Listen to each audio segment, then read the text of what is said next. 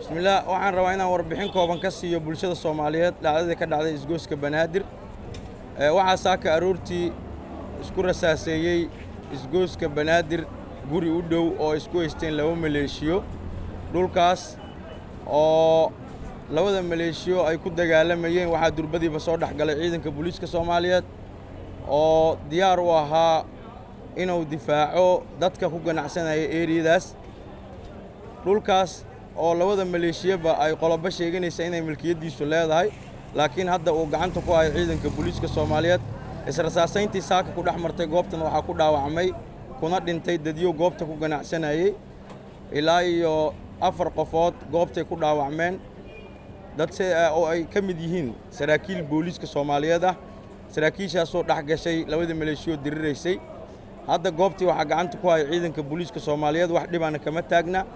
si loogu soo celiyo si degnaashihii iyo ganacsiga goobtana waxa hadda ku hol jira ciidanka booliska Soomaaliyeed qaybihiisa kala duwan oo iska kaashanaya sidii nabadda iyo xasiloonida bulshada Soomaaliyeed loo sugi lahaa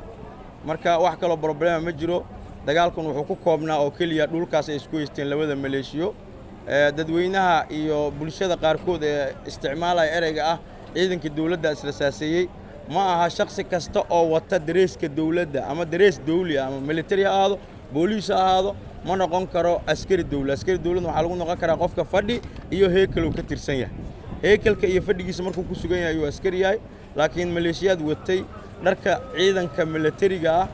ayaa isku rasaaseeyay goobta waxaana soo gaaray ciidanka booliska Soomaaliyeed oo dhaxgalay labadii maleeshiya qaar ka mid ahna hadeertaan lagu daba taagan yahay goobihii ay u baxsadeen insha Allah waan idin soo socodin doonaa wixii ku soo kordha ciidanka booliska Soomaaliyeed dhaawacyadina waxay geeyeen isbitaal Madiina dadkii inta dhimatayna isbitaal Madiina marka la socda ma ahan wax siyaasad iyo ku saabsan barnaamij kale waa dhulkaas ay isku haysteen labada maleeshiyo waxaan hadda gacanta ku hayo maamulkiisa dhulkaas ciidanka booliska Soomaaliyeed